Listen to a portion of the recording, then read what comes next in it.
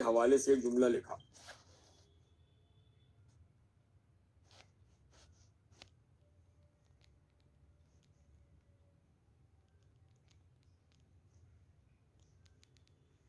اشرف صاحب آواز نہیں آ رہی ہے آپ کی۔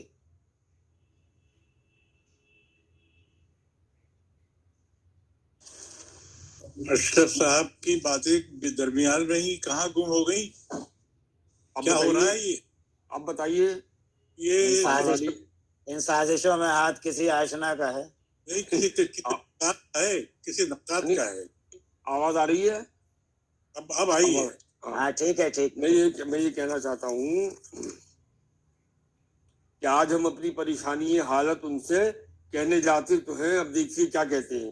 پچھلے دنوں غالباً 15-20 دن پہلے علی گڑھ کے ایک موقر جریدے میں ایک بہت ہی سینئر پروفیسر اور لائق استاد کا ایک مضمون شائع ہوا، جس میں انہوں نے پروفیسر شمس الرحمان فاروقی مرحوم کے حوالے سے ایک جملہ لکھا، بلکہ 2 جملے لکھے کہ فاروقی دعویٰ کرتے ہیں کہ قرۃ العین حیدر کے فکشن میں کرداروں کی داخلی زندگی نظارت ہے۔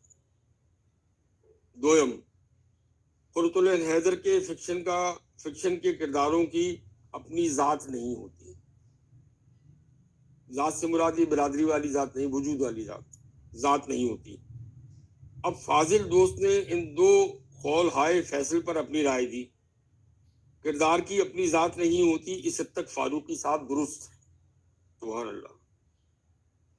فاضل پروفیسر اسی پر بس نہیں کرتے، مزید لکھتے ہیں، بہرحال میرا ماننا ہے کہ فاروقی صاحب کے ذریعے قرۃ العین حیدر کی فکشن میں انر لائف کی عدم موجودگی کا اشارہ بجا ہے۔ میں یہ تسلیم کر کے آگے بڑھتا ہوں کہ فاضل پروفیسر نے فاروقی صاحب کا ارشاد کیا ہوا جملہ ہی لکھا ہے، جس پر اپنی تصدیق کی مہر بھی لگائی ہے۔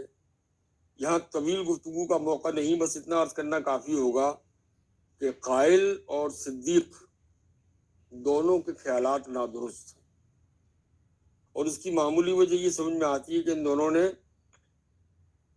یا تو قرۃ العین حیدر کے ابتدائی ناول پڑھے اور 1940 کے افسانے